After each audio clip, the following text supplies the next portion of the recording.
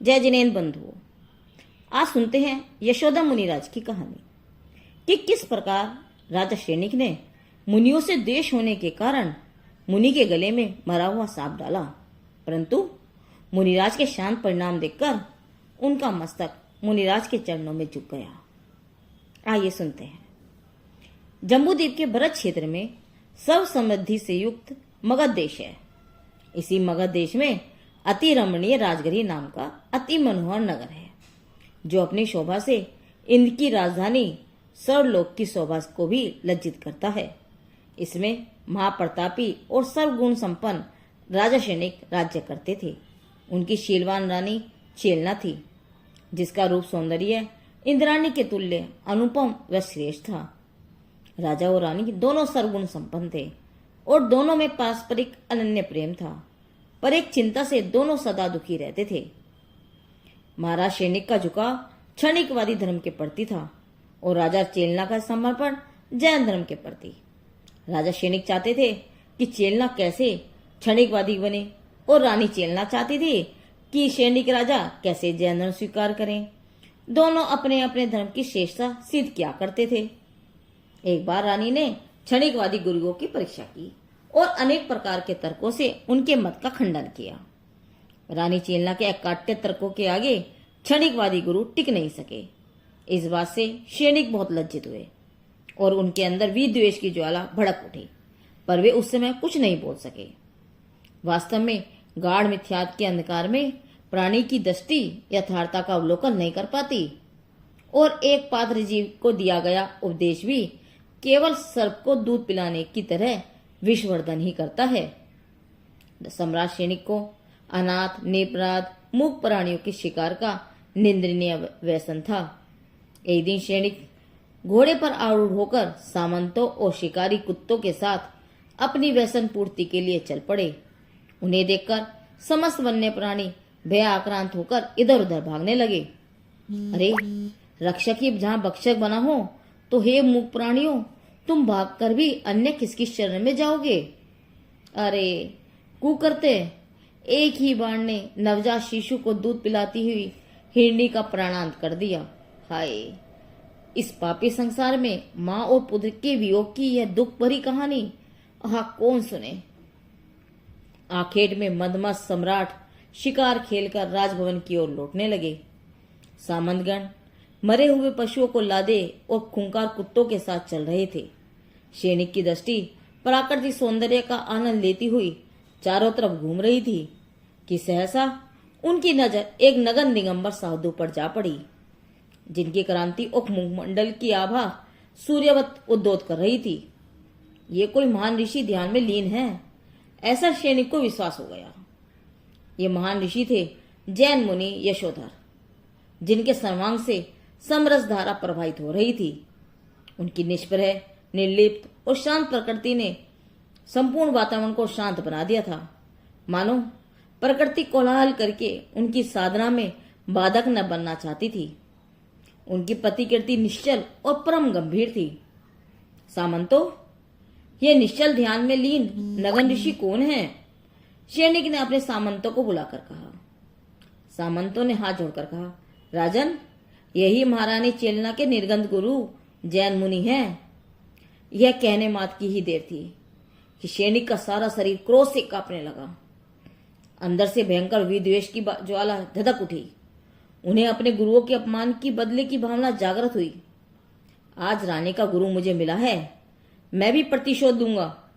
उन्होंने तत्काल गुस्से में तीक्ष्ण दाढ़ों वाले 500 शिकारी कुत्ते मुनिराज पर छोड़ दिए। मुनिराज के दिव्य प्रताप और शांत मुद्रा से प्रभावित होकर कुत्ते सहज शांत हो गए और उनकी प्रदक्षिणा लेकर मंत्र से कीलित सर्प की तरह उनके चरण कमल में बैठ गए। जिस प्रकार शीतल घृत भी अग्नि में डालने से उल्टा जलता ही है, उसी तरह इस घटना को देखकर शेनिक का हृदय और अधिक जल उठा। इस दुष्ट ने इन कुत्तों को मंत्र के द्वारा कीलित कर दिया है, ऐसा सोचकर वे स्वयं क्रोध से मुनिराज की तरफ झपटे कि उनकी दृष्टि अचानक एक विशालकाय सर्प पर जा पड़ी। उसी को मारकर उन्होंने मुनिराज के ऊपर डाल दिया और अपने इस कर्तव्य पर हर्ष से अट्ठास लगाया। रे रे दुर्भाग्य! सैनिक क्रोध के मद में क्या अनर्थ कर बैठा, इसकी उसे खबर न थी। अरे, ये तो समस्त जिन शासन पर उपसर्ग था। उसी समय इस भयानक क्रोध ध्यान के परिणाम स्वरूप उसने 7वें महात्म प्रभा नरक में 33 सागर की महादुख स्वरूप आयु का बंद कर लिया। मिथ्यात्व के वश जीव क्या क्या घोर पाप नहीं करता। बहु समय से धधकती वैर की वासना की आग मुनिराज पर उड़ेलकर सैनिक राजभवन की ओर चल पड़े। सैनिक के गुरुओं को जब इस बात का पता चला तो उन्हें भी अपार हर्ष हुआ और वे भी इस पाप में भागीदार हो गए। करुणामूर्ति मुनिराज यशोधर अपने पर अकारण उपसर्ग जानकर देह से उपयोग हटाकर शुद्ध चिदूप में अंध ध्यान हो गए। जिस प्रकार विपत्ति के समय कछुआ गहरे सागर में बैठ जाता है, उसी प्रकार मुनिराज ज्ञान सिंधु में समा गए। राजकाज में व्यस्त होने से महाराज सैनिक 3 दिन तक रानी चेलना के महल में नहीं जा सके। जब चौथे दिन वहां पहुंचे तो कौतूहल पूर्वक हंसते हंसते सारा वृत्तांत रानी चेलना को कह सुनाया। धर्मवत्सल चेलना यह बात सुनते ही कांप गई। उसकी आंखों के सामने अंधेरा छा गया, मानो उस पर कोई वज्रपात हो गया हो। उसके नेत्रों से अविरल अश्रुधारा बहने लगी। अरे धर्म पर उपसर्ग! हाय नाथ, आपने यह क्या अनर्थ कर दिया। निरह मुनिराज पर घोर उपसर्ग! आपने तो अनंत ज्ञानियों की विरागना का महापाप किया है, समस्त जिन शासन पर उपसर्ग किया है। हे नाथ, एक जिन सूद की विराधना का फल नरक और निर्गोध की अपार वेदना है ये तो। रानी के विलाप से दयार्द होकर सैनिक बीच में ही बात काटते हुए बोले, प्रिय, तुम रंच मत शोक मत करो। वह पाखंडी साधु तो वहां से कब का चलता बना होगा। उसने अपने गले से मर्द सर्प भी निकाल कर फेंक दिया होगा। महाराज की यह बात सुनकर चेलना विश्वास दिलाती हुई बोली, राजन, यह आपका भ्रम है। यदि वे मेरे पवित्र गुरु होंगे तो कभी भी उस अवस्था से चलायमान नहीं हो सकेंगे, क्योंकि दिगंबर मुनि उपसर्ग परिसर सहन करने में शूरवीर होते हैं। अचल सुमेरु चलायमान हो जाए, जमीन आसमान एक हो जाए, सागर भी अपनी सीमा छोड़ दे, पर धीर वीर गंभीर मुनिराज उपसर्ग में अपनी साधना नहीं छोड़ सकते। नाथ, क्षमाभूषण दिगंबर संतो पृथ्वी के समान अचल, सागर के समान गंभीर, वायु के समान निष्प्रग्रह, आकाश के समान निर्लेप, जल के समान स्वच्छ, अब मेघवत परोपकारी होते हैं और वे ही मेरे गुरु हैं। इनके अलावा परेगरी, पाखंडी, विषय लंपंटी, मांस बख्शी कभी मेरे गुरु कभी नहीं हो सकते। प्रभो, ऐसे निरह वीतरागी मुनि पर उपसर्ग करके आपने व्यथा ही अपने आप को दुर्गति का पात्र बनाया है। रानी के ऐसे वचन सुनकर सैनिक का हृदय भय से कांप उठा। उनका मन मुनिराज के निकट जाकर प्रायश्चित के लिए तड़पने लगा। वे बार बार अपने दुष्कृत्य पर पश्चाताप करने लगे।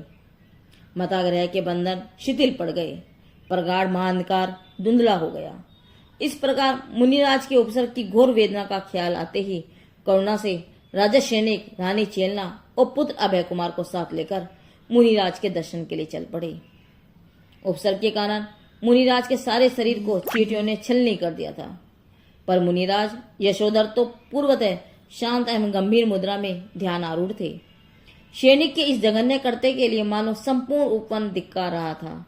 झरने आंसू बहा रहे थे, पशु अपलवित होकर नेत्रों से मुनिराज की ओर निहार रहे थे, पक्षी कलरव कर रहे थे, सारा वातावरण शोक संतप्त था। मुनिराज को देखते ही चेलना का हृदय रोमांचित हो उठा। मुनिराज पर उपसर्ग देखकर उसकी आंखों से अश्रुधारा फूट पड़ी। पति का पाप उसकी आंखों में क्रोध गया, वह अपने आप को धिक्कारने लगी। जब सैनिक ने भी देखा कि मुनिराज पूर्वतः ही स्तंभ की तरह अडिग बैठे हैं, मुखमंडल बालकवत निर्विकार है, तो देखते ही शर्म से उसका मस्तक झुक गया, हृदय पटल खुल गए, मन में भक्ति रस उमड़ पड़ा। अहो धन्य मुझी दशा, धन्य वीतराग धर्म। और अशुभपूर्ण नेत्रों से मुनिराज के गले से शर्प निकाला और फिर शरीर प्रक्षालन कर उपसर्ग दूर किया। उसके पश्चात तीनों वात्सल्य युक्त हृदय से मुनिराज को बारंबार नमस्कार करके उनके चरण कमल में बैठ गए। उपसर्ग दूर हुआ जानकर मुनिराज का ध्यान टूटा और आंखें खुली तो पुत्र सहित युगल दंपत्ति को देखकर सहज सत धर्म वृद्धि हो, ऐसा तीनों को एक समान मंगल आशीर्वाद दिया। अहो, धन्य है वितरागी संतों की अद्भुत क्षमा। मुनिराज के समझ भाव को देखकर शैनिक लज्जित हो गए, अपने कर्तव्य पर पश्चाताप करने लगे।